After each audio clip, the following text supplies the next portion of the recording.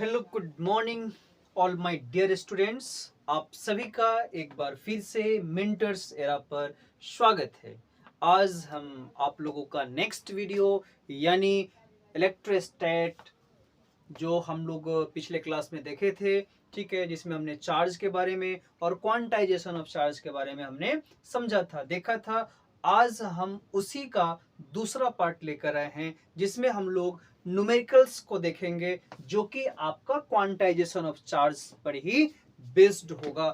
तो हमें लगता है कि आप लोग पिछले वाले वीडियोस को अच्छे से देखा है और बहुत अच्छे तरीके से आपने उस वीडियो को प्यार दिया है। तो बच्चों, अब हम लोग क्वांटाइजेशन ऑफ चार्ज को समझेंगे यहाँ पर, और क्वांटाइजेशन ऑफ चार्ज से किस प्रकार से हम मतलब यह क्लियर कर पाएंगे कि कोई भी वस्तु से किस प्रकार से इलेक्ट्रॉन का स्थानांतरण होता है। क्योंकि हम लोग इससे रिलेटेड जो बात थी वो पिछले क्लास में डिस्कस हमने कर लिया था, बट प्रैक्टिकली हम मैथमेटिकली इसको समझे नहीं थे कि कैसे मालूम चलेगा कि किसी भी ऑब्जेक्ट से जब चार्ज निकलेगा तो किस प्रकार से निकलता है। तो चलिए न्यूमेरिकल के जरिए हम लोग इसे समझने का पूरा प्रयास करते हैं, ठीक है, और अच्छे से क्लियरली समझते रहिएगा इसको।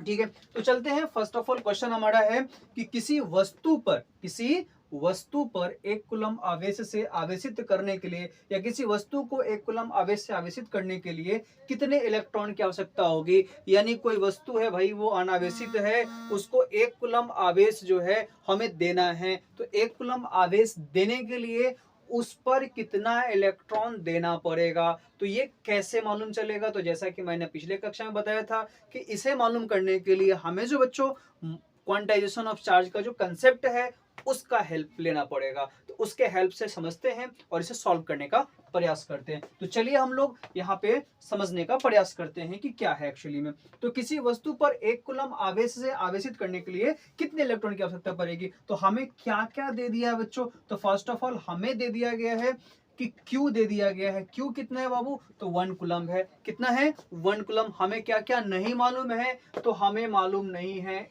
इन हमें मालूम करना है। और E तो भाई हमें हमेशा मालूम ही रहेगा।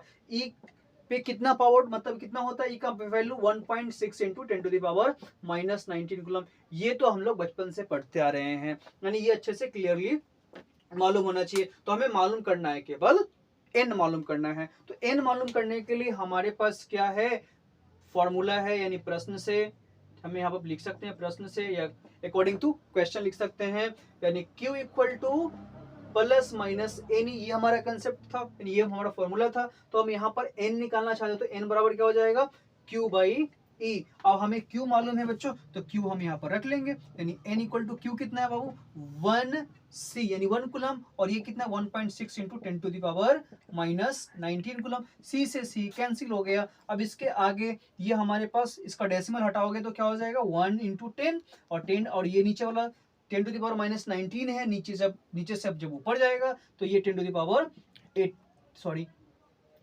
हो जाएगा, पॉजिटिव 19 हो जाएगा, एंड 1 यानी 16 नीचे आ जाएगा।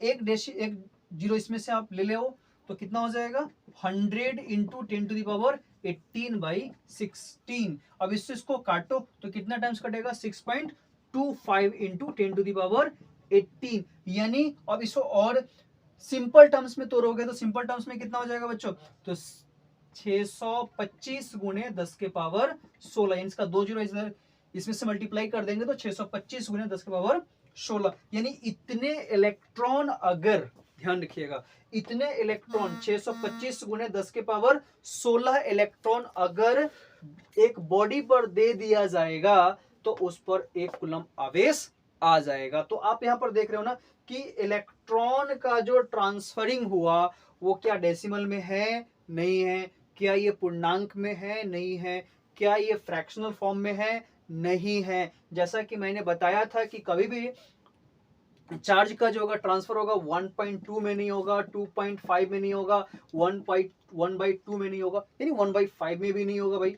यानी इस प्रकार से चार्ज का ट्रांसफर कभी नहीं होगा। जब भी चार्ज का ट्रांसफर होगा या तो 1 2 3 या इस फॉर्म में, ठीक है। यानी एक बहुत अमाउंट होता है चार्ज का जो आपको यहाँ पर जाएगा। क्लियर है? तो ये न्यूमेरिकल हमारे समझ से आपको अच्छे से समझ में आ गया होगा। अब एक चीज यहाँ पर और समझेंगे हम लोग कि जब ये एक वस्तु दूसरे वस्तु को चार्ज देता है तो क्या उसके द्रव्यमान में भी परिवर्तन होता है? तो बिल्कुल होता है। इसे भी समझेंगे कैसे परिवर्तन होगा। ठीक है, अब यहाँ पे समझते हैं दूसरे क्वेश्चन के जरिए। दूसरा प्रश्न हमारा क्या है कि किसी वस्तु को 600 इलेक्ट्रॉन दिया गया हो तो उस वस्तु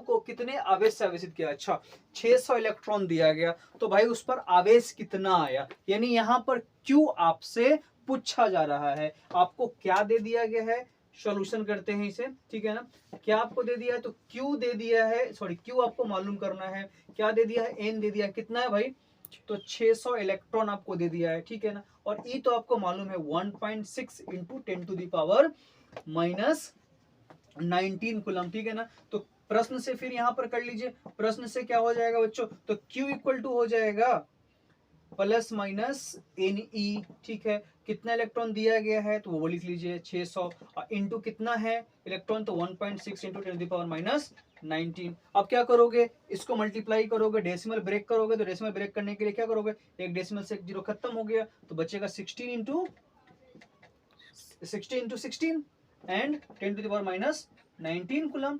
एंड इसको मल्टीप्लाई कर दोगे तो कितना हो जाएगा,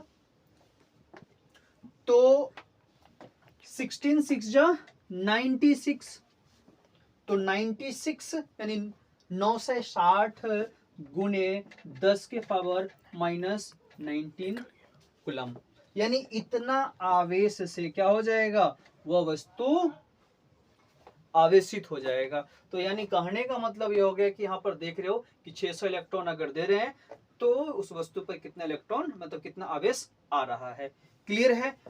अब यही प्रश्न आप लोगों को भी मैं बनाने के लिए दूंगा। ठीक है ना, मैं यहाँ पे क्या कर देता हूँ कि यहाँ पे आप लोग ये प्रश्न को बनाओगे। ठीक है ना, इस टाइप के प्रश्न को। अब मैं यहाँ पर दे दिया कि किसी वस्तु पर 4 कूलम आवेश से आवेशित करना हो, तब क्या करोगे, इस क्वेश्चन को आप लोग बनाओगे। ठीक है, ये आप लोगों के लिए रहा क्वेश्चन नंबर 2। और इसमें भी मैं चेंज कर देता हूं। ठीक है, क्वेश्चन नंबर 3 में, और यहां पर मैं कर देता हूं आपको कि आपके लिए मैं यहां पर 400 इलेक्ट्रॉन कर देता हूं, फिर इसको बनाइए। ठीक है, तो ये 2 क्वेश्चन जो है यहां पर आपको बनाना है। अच्छे से इस क्वेश्चन को नोट कर लीजिएगा, वीडियो को पॉज करके आप लोग नोट कर लीजिए और इस क्वेश्चन को बनाकर कमेंट बॉक्स में डालेंगे कि इसका आंसर क्या होगा। ठीक है, और मुझे बताएंगे कि किस तरह का वीडियो है, किस तरह का क्लास है। अब यहाँ इसके आगे हम बात कर लेते हैं कि भाई किस प्रकार से बॉडी में जो है परिवर्तन होता है जब आवेश एक बॉडी से दूसरे बॉडी में जाता है। तो इसे समझते हैं। तो जैसा कि हम लोग जानते हैं ना सर, मिटा लेते हैं पहले, उसके बाद समझते हैं। ठीक है, नोट हो गया होगा आप लोगों का।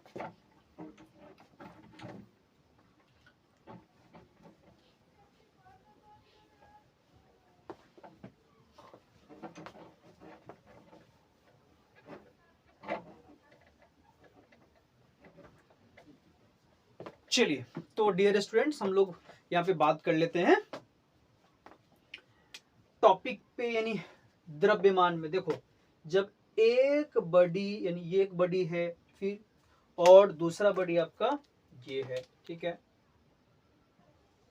ठीक है। अब देखिए, दोनों के वेट में परिवर्तन होगा क्या, यानी ये इलेक्ट्रॉन जो है, ये इलेक्ट्रॉन लूज करेगा, इसको देगा। ठीक है ना, और ये गेन करेगा। मान लो कि इसका 4 kg वजन है और इसका 5 kg वजन है। ठीक है, तो हम लोग जानते हैं ना कि इलेक्ट्रॉन का खुद का एक वेट होता है, द्रव्यमान होता है। ठीक है ना, तो वो वेट जब जितना इलेक्ट्रॉन इससे निकलेगा, ठीक ना, जितने इलेक्ट्रॉन निकलेगा उतना ही इलेक्ट्रॉन जो है, यानी उतना वेट इससे निकल जाएगा, और उतना वेट निकल जाएगा तो इस पे आ जाएगा, और इस पे आ जाएगा तो इसका वेट क्या हो जाएगा, बढ़ जाएगा। ठीक है ना, इसका द्रव्यमान क्या हो जाएगा, बढ़ जाएगा, और इसका द्रव्यमान क्या हो जाएगा, घट जाएगा। तो यहां से ये भी क्लियर हो जाता है कि आवेश का द्रव्यमान, सॉरी, वस्तु का द्रव्यमान जो है आवेश ट्रांसफरिंग से चेंज होता है, बदलता है, परिवर्तन होता है। तो मुझे लगता है कि आप लोगों को यह क्लास जो है बहुत अच्छे से, मैं 2 ही न्यूमेरिकल मैंने देखा है, ज्यादा वीडियो को लॉन्ग नहीं बनाया।